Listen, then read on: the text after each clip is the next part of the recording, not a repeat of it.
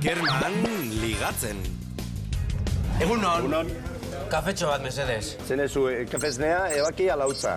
Ebakia, baina fuertea, Ze pasatu dut gau osoa ikasten. Eta nago erdilotan. Zer, azterketa daukazu ala? Bai, azterketa. Baina nik ikasi eta ikasi, aizu, eta ez dut azterketa pasatzen. Eta zer ari zara ikasten? Euskara. Ni euskara ikaslea naiz. Eta ikasle ona, baina, aizu, ez dakit zer pasatzen zaidan. Euskararekin, beti kale egiten dut. Eta, bueno, urteak pasatu dira. Euskara ikasten hasi nintzanetik, jo. Baina oraindik A2 mailan nago. Baina, bueno, agian da, hainbeste gustatzen zait euskara, euskaltegian pasatu nahi dudala bizitza guztia. Aizu, zuk ega daukazu? Ni euskalduna naz, eta hemen nekoteko ez du beharrik egan. Eta, bakizu zer nahi duen esan, ega, ez gainditu azterketa. Kontuz pasatu aditzarekin, euskaraz gehiegitan erabiltzen duguta. Ahaldela, kasu bakoitzerako aditz egokiagoa topatuko dugu. Gau osoa pasatu dut ikasten. Gau osoa eman dut ikasten. Ez dakit ze pasatzen zaidan euskararekin. Ez dakit ze gertatzen zaidan euskararekin. 2 urte pasatu dira. 2 urte igaro dira.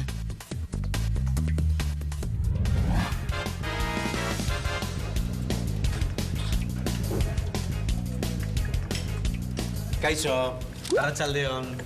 Ezer naiteke? Eski, ohartu naiz bakarrik zaude.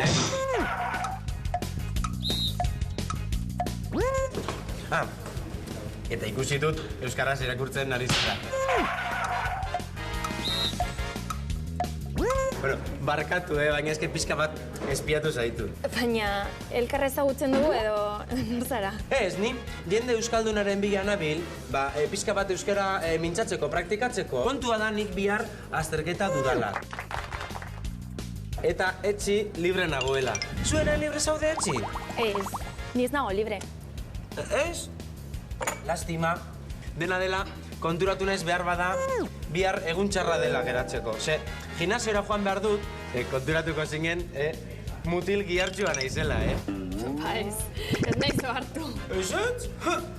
Uste dut txantxetan ari zarela. Gogoratu esaldi konpletiboetan aditz laguntzaileari ela ipini behar diozuela. Ohartu naiz bakarrik zaudela. Ikusi dut euskaraz irakurtzen ari zarela. Uste dut txantxetan ari zarela. Orduan esan didazu, zu ere mintzalagun bila zabiltzala, ezta? Ez, nik ez dut horrelakorik esan. Ai, orduan gaizki ulertu dut. Lehen ere esan dizut euskaraz batzutan gaizki moldatzen naizela, Askotan pasatzen zait. Bueno, zuri ez zaizu gertatuko, Ze ni konturatu naiz oso ondo hitz egiten duzu. Noski, nera maizkuntza da. Bueno, mintzan laguna orduan ez, baina pentsatzen dut agian mutil laguna nahiko duzula. Ez, ni oso ondo nagoen bezala. Eta orduan zer nahi duzu? Esan didazu, mintzan lagunik ez duzula nahi, mutil lagunik ez duzula nahi, zer nahi duzu orduan? Ni lasai irakurtzeko taberna baten bila nabil. Batopatu duzu, Ze ziurtatzen dizut, taberna honetan ezaituela inork molestatuko. Lasaia da, Ez da, Mikel? Bai, hemen beti giro lasai eta jatorra. Hori bai, Kontu zibili, ze azken aldian etortzen dira olimanda batzuk, eta mutil batzuek edo zer gauza egiten dute ligatzeko. Gaurko saioan Kerman pasatu aditzarekin pasatu eginda. Gogoan izan, euskaraz, egoera bakoitzerako aditza proposak ditugula, saiatu erabiltzen. Adibidez, gau osoa pasatu dut ikasten. Egokiagoa da, gau osoa eman dut ikasten esatea. Edo, ez dakit zer pasatzen zaidan euskararekin. Egokiagoa da, ez dakit zer gertatzen zaidan euskararekin esatea. edo 2 urte igaro dira, egokiagoa da, 2 urte pasatu dira, esan beharrean. Bestalde, ditxosozko ela hori ere ahaztu zaio Kermani. Gogoratu honelako esaldietan beti ela hori ipini behar duzuela.